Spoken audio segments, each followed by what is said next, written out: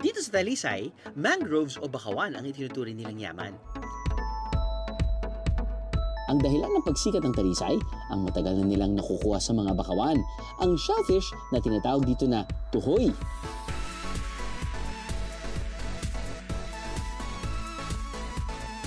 Sa 3 coastal barangay sa Talisay, sa barangay San Nicolas, pinakasagana ang tuhoy.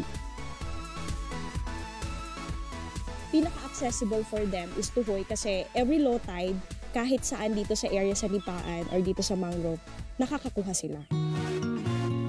Isa sa matagal na nangunguha ng tuhoy, si Ate Floribel. 8 years old pa lang daw siya nang turuan siya ng kanyang nanay Bebang na manguha nito. Importante yun sa akin, manguha ng tuhoy. Kasi noong nag-aaral pa ako, minsan yun ang ginagawa kong pambaon sa school. Nangunguha na ako Saturday and Sunday. Para ibinibenta, pag Monday to Friday, may pambaon na ako. Dati raw ay 20 pesos ang 100 piraso ng tuhoy. Pero ngayon, ibinibenta nito ng piso kada piraso. Para malaman, natunog siya pag tinamaan ng gapat. Pag nanguhuli. Ba ang tunog niya pag walang laman? Mayroon tumunog.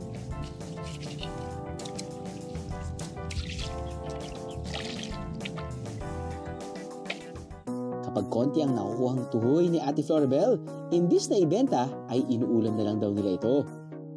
Ang karaniwang luto rito, ang specialty daw ni Nanay Bebang na sinabawang tuhoy na may miswa at patola. Ilang beses na po namin din na-feature yung iba't ibang klaseng clams. Pero ito pong tuhoy, matagal nyo na pong inaani. Mula 10 years old po kayo. All year round. Nung bata pa ako, kahit hindi ka makabili ng karne, meron lang yan, pwede nang inasiman, pwede nang gawain ng ganyan, basta't meron ka lang tuhoy, sir.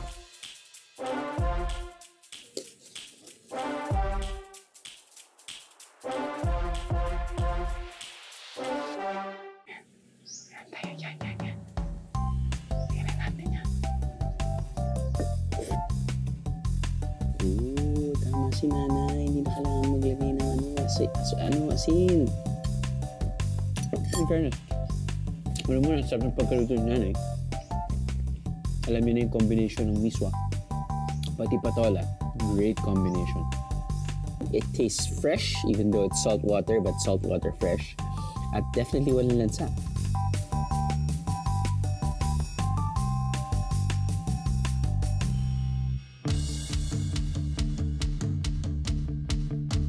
Nung natuto yung community makapag-create, makapag-invent, discovered na pwede pala silang mag-create ng more than 20 dishes out of tuhoy, malaki yung naitulong niya sa mga locals dito kasi maraming umu-order and nagkaroon sila ng additional source of income. But who will take home the Queen Tuhoy crown? Ladies, be ready for the test. Sa taste test pala. Hi, Sir Drew. Hi. May ID ka bang dala? Kailangan po ng ID? Kasi baka makalimutan mo yung pangalan mo. Lakas ng ano mo confidence This is Lumpiang Tuhoy. Lumpiang Tuhoy.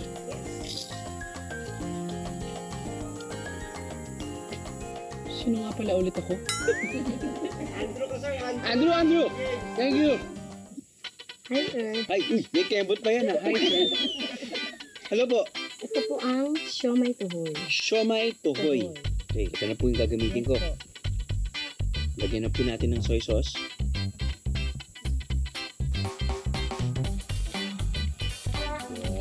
Pwede lang. Thank you, ate!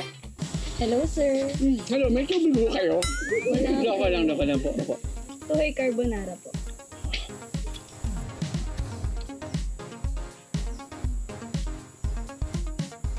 Pwede din ate!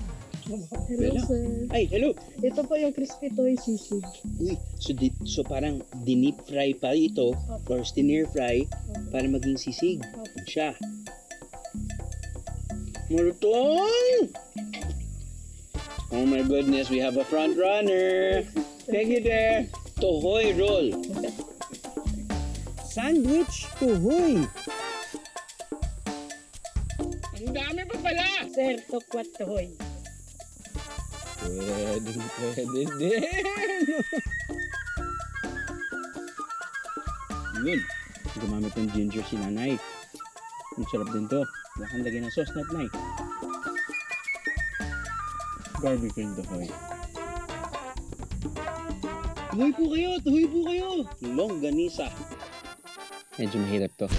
Ang tuhoy ay napaka-versatile na ingredient at pwedeng lutuin gamit ang iba't ibang ingredients. Lahat masarap.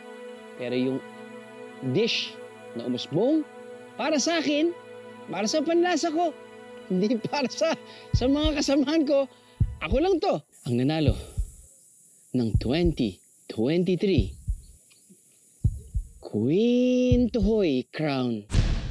Ang tuhoy ay napaka-versatile na ingredient at pwedeng lutuin gamit ang iba't ibang ingredients. Lahat masarap. Pero yung dish na umusbong, para sa akin, para sa panlasa ko, hindi para sa mga kasamahan ko, ako lang to. Ang nanalo ng 2023 Queen Tuhoy Crown. Na hindi masyadong durable, no? Ay ang sisig dish.